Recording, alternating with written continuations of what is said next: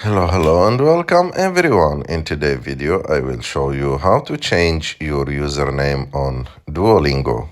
To do this it's very simple. You have just to go to Duolingo, open the app,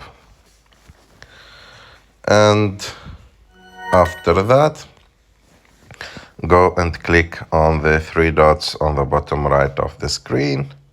After that click on Profile. After that, go and click on the settings icon on the top right of the screen. After that, click on Profile.